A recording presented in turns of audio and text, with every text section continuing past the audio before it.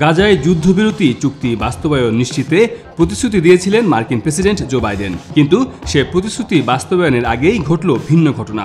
আলোচনার আগে রাফায় বোমা হামলা চালালো ইসরায়েল। ধারণা করা হচ্ছে আলোচনার আগে ফিলিস্তিনি স্বাধীনতাকামী সংগঠন হামাসের উপর চাপ বাড়ানোর চেষ্টা করছে ইসরায়েল।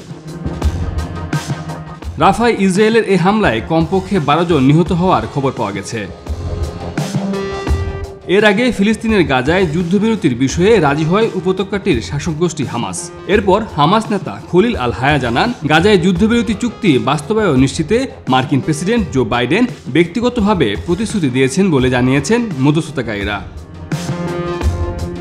মূলত কাতার ও মিশর ইসরায়েল ও হামাসের মধ্যে যুদ্ধবিরতিতে মধ্যস্থতা করছে। গাজায় যুদ্ধবিরতির চুক্তি বাইডেন প্রশাসনের অগ্রাধিকার তালিকার শীর্ষে রয়েছে বলে জানিয়েছেন মার্কিন পররাষ্ট্র দপ্তরের মুখপাত্র ম্যাথু মিলার। 6 মে তিনি জানান, বর্তমানে যুদ্ধবিরতির চুক্তি নিয়ে কাজ করছেন যুক্তরাষ্ট্রের কেন্দ্রীয় গোয়েন্দা সংস্থা CIA এর প্রধান বিল বার্নস।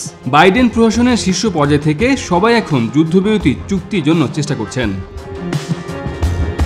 কাতারের দোহায় যুদ্ধবিরতি চুক্তি নিয়ে আলোচনা শেষে 6 মে জেরুজালেমে পৌঁছেছেন CIA প্রধান। সেখানে তিনি গিয়েছেন ইসরায়েলের কর্মকর্তাদের সঙ্গে আলোচনার জন্য। CIA প্রধানের দোহা সফরের পরপরই হামাসের পক্ষ থেকে চুক্তিতে রাজি হওয়ার বিষয়টিকে গুরুত্বের সঙ্গে দেখা হচ্ছে।